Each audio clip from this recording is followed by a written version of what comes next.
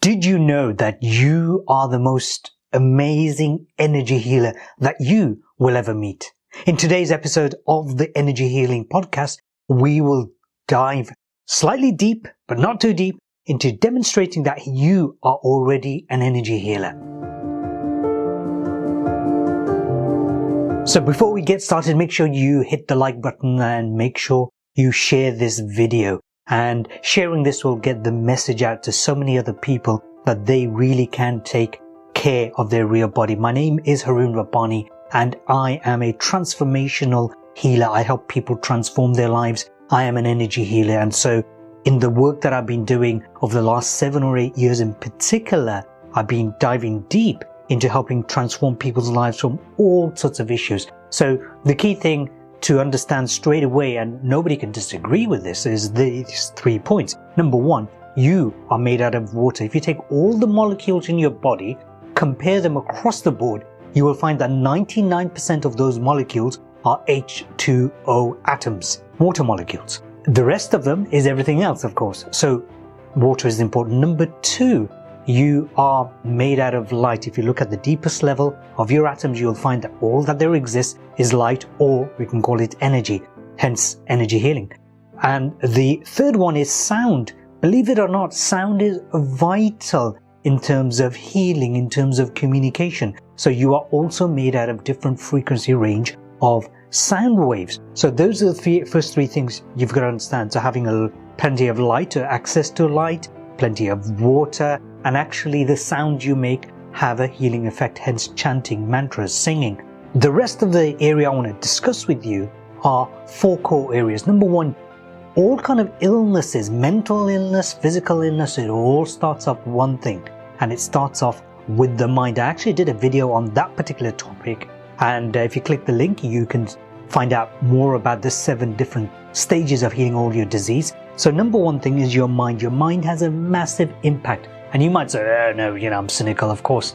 But this can't be true. This is pseudoscience. Really? So say, for example, if someone's attitude is they're never going to get healthy, will they go to their doctor? And if you go and ask any doctor, people with a negative mindset that they're always sick, they're hypochondriac, those people with that kind of mindset end up being sick more often. So the mind has a big role to play. And I know for sure the ones who have had the most remarkable of recoveries that I've worked with within my own personal experience, and that's like hundreds and hundreds of people, here's what I found. Those ones with a negative mindset stay ill.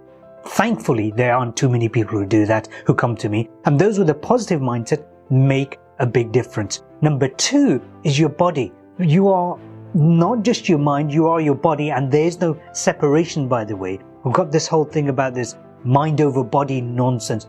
It is one. Now, when we look at our body, what do? We feed it, we put water around it, and so on.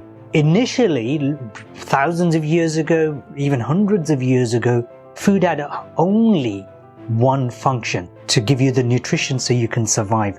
That's it. But what we've done is we've socialized eating, and now you see the huge epidemic in obesity rates, and the opposite end of the spectrum, eating disorders such as bulimia. The third element is all the movement that takes place in your body generates electricity. Also, there are how many? 37,000 billion. 37,000 billion, I think that's 37 trillion. Chemical reactions take place in your body every second. As a result of the movement of your body and all that chemistry, we have something called a bioelectric field. And every movement of electricity, and by the way, your nervous system, guess what? You've got miles and miles of nerves. So your nervous system, because of the electrical impulses, it generates a magnetic field. In the esoteric field, they call it an aura. And in modern science, we believe it is called the electromagnetic field. So the question is, why aren't you healthy? So number 1, going back to the mind. If you've got the mindset that nothing ever works out for you, you are not good enough, you are ugly, you never heal, you're always sick, you're always tired, guess what's going to happen? You are going to reinforce the very things you believe in. A lot of people denigrate the placebo effect. What is the placebo effect? The placebo effect is you go to the doctor thinking you're going to get better because they've given you a pill, it might be a sugar pill, and you get better. So there's no active ingredient in that pill and you get better. But you know what? Minimum on average, you've got every pharmaceutical drug has a placebo effect of about 30%. Some of them, and this is based on studies, one meta-study which looked at many studies basically, showed that the biggest selling drug in America, which is Prozac, has approximately 98% placebo. In other words, they take the drug because they're stressed, and as a result of the fact that they're taking their drug, they feel so much more better. But it's all in their mind. It's actually got nothing to do with the drugs. However, you have the side effects, and there's no such thing as side effects. They're direct effects of taking the drug. Some people say, oh, don't do this because it's just a placebo. Huh? Why not? Why would you not take something? It doesn't have to be a drug, could be food or nutrition, which has a placebo effect. Why not? If that gets you that much closer to healing. So the mindset has a direct effect on your health. However, there's the opposite of the placebo called the nocebo effect, which basically means you believe you're going to get sick, and guess what? You fall sick. Now, there's plenty of evidence out there. Go into Google, type it up. I certainly know, generally I'm a healthy person, but when I was a teenager, occasionally I'd say, oh, I don't want to go into school because I'm feeling sick. I wasn't feeling sick. I just didn't want to go to school. There was a lot of racism in that school. I didn't want to go to school. And I literally would fall sick because I believed I was sick. I told people I was sick. The result of telling them, people being my parents, the teachers and so on, as a result of telling them, I actually fell ill. Happened in adult life as well. In adult life, occasionally I'd get the job done and I was just tired. I just didn't want to get out there. And I'd call in sick, even though I wasn't sick. And guess what? I'd fall ill. And so how did I turn that around? I decided I don't fall ill. I haven't got time for illness. There's so much to experience and enjoy in life. Why the heck would I even make time to be sick? So I don't fall ill. It's extremely rare. It's only when I'm extremely tired, exhausted, or emotionally just totally devastated by something, then it starts affecting my immune system. The mind has a massive effect on your illness, and I kid you not, if you got an issue with your mindset, you can change it, but you got to want to change it. If you don't want to change it, it ain't going to work. I've been in the personal development field specific since 1998, and I can promise you, out of the thousands of people I've worked with across that period, energy healing's only for the last 7-8 years, out of the thousands across since 1998, I can promise you I changed nobody. They changed themselves. I was there only to guide them. So you have to make that decision. The next thing about the mind is this. We have a lot of attachments to the past and anxieties about the future. In reality, all it is we take our past memories, our past experience, and we project it into the future and we create anxieties. And so what is the next thing to do? So if you've got a negative mindset, one of the things you can work on straight away is to start creating space between your thoughts. You see, you have 60,000 thoughts every single day. That's 60,000 instructions to your body in which way your body should be going. And it will follow instructions, by the way. The challenge is that 95%, for some people, 99% of all that happens to them, how they think, how they feel, how they act, is driven by the subconscious mind. And 70% of subconscious mind is survival and fear-based. That means the so-called negative emotions. So if you got 60,000 thoughts a day and you're primarily operating from subconscious, which is for most people, guess what happens? You make yourself ill.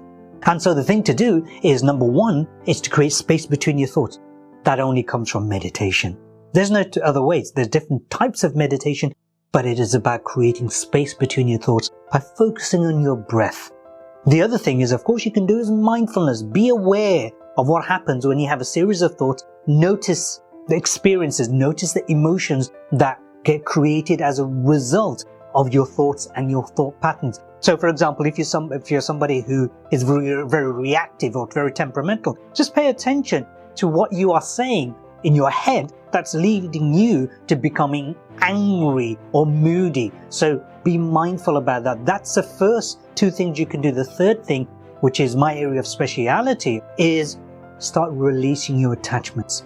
Because most of those attachments that you have actually were created as a result of your first 7 years of your life. And so when you start releasing, letting go of emotional attachments, you start creating more space for you to live in the here and the now rather than yesterday or tomorrow. Because there is only one place to live anyway, and only one place where there's happiness. It's right here and it's right now. So moving on to your body, food, like I mentioned earlier on, has become a socializing experience rather than something functional. And so what we do is we put an awful lot of crap into our body. Let me tell you, what are the worst poisons you can put into your body?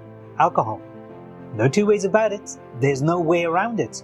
Number 2, processed food, tin foods, things that have been processed, stuff that you buy in packages which had to be prepared. They're not off trees, they're not from the ground, they've been processed. Number 3, fast foods, kebabs, fish and chips, burgers. All of these things are not good for you. They carry poisons. And you might be a vegan and say, well, I'm a vegan. Well, if you're a vegan and you're eating fast foods like corn, which is already highly processed, or burgers, which is highly processed, and I'm primarily plant-based, and I'm shocked to the amount of processing that goes on in many of the vegan and plant-based foods. Even if you're plant-based, you're still taking in toxins.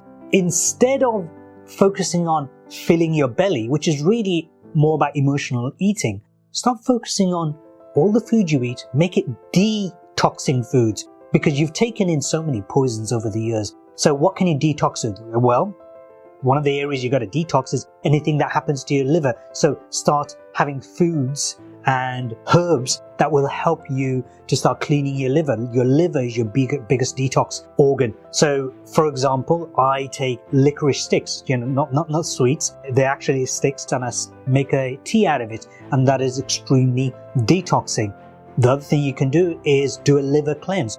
Have foods that are detoxing. A very good food that I highly recommend is getting fresh turmeric or haldi. It looks like a ginger, and chop it up, stick it into a pan of water, have turmeric tea. That helps against so many conditions like inflammation. Inflammation is one of the biggest reasons why people have chronic pain. Start taking foods that will help you detox your body. And of course, the very obvious one, which I mentioned, you are made out of water, 99%. Make sure you don't drink too much water, but certainly don't drink too little. Here is my basic rule of thumb. Have a pint of water, a litre of water, half a litre of water, hot water with a slice of lemon first thing in the morning, and then throughout the day, sip water so that whenever you go to the loo for a pee, the pee has got to be transparent. If it's transparent, then you're generally good to go. And your body is also electric. It's also chemical. So there's certain things that you need in your body for general functioning. For example, magnesium. Magnesium is critical because there are about 600 plus chemical reactions that are dependent on magnesium. So if you've got restless leg syndrome, if you've got sleep issues, magnesium oil spray is great for you, because lack of that leads to that. Make sure you take vitamin K that comes from stuff like banana, for example. Vitamin D, which comes from the sun. Most of us in the Northern Hemisphere don't get anywhere near enough sun, so take supplements. Start looking after your body. Your body is also something designed to move. And here's what I did. A few days ago, at the time of recording, I had something called cupping treatment. It's an ancient treatment. They put a cup over your back and different parts of your body, and they create a vacuum. And within that vacuum, what it does is it creates something called myofascial release, which is really one of the rare things, the rare processes which can help you create myofascial release. Not the only thing. Some massage experts, they're actually good at it, but not that many. So cupping is very good for you. I have what you call wet cupping, which means that they cause little incisions, they cut little holes within my skin, very little. And what it does, it bleeds some of the toxic blood out. Now, generally my blood's fine, except there's a couple of parts of my body, my hamstring and my shoulder, where I had a bit of a knot where the blood was quite gelatinous and thick. And it made me think so deeply. I thought, oh my goodness, even with all the meditation, which is great for you, all the yoga, which is great for you, because yoga is one of the few exercises which has an all-round effect in generating electricity, getting your bioelectric field expanded. Even with all of that, your body still needs massage. So very strongly recommend, you don't have to go and get cupping. I mean, I do recommend it, but you don't have to. Every week without fail, every week, if you can afford a massage therapist to come and work on you, get a massage therapist. If you can't afford it and you've got a partner, family member, I do that for my sons. Whenever I see them, I'll give them a massage because I know how much it benefits you. There are a few areas that I've just covered which will really start helping you to become a great healer for yourself. The truth is, all healing that takes place happens within you, by you. People like me, yes, you pay me to work on you, but people like me, I facilitate that, I guide that. Truth be told, you are the healer. And so if you can follow just some of these simple guidelines, you will see that your life will change massively. Thank you very much for watching. See you next time.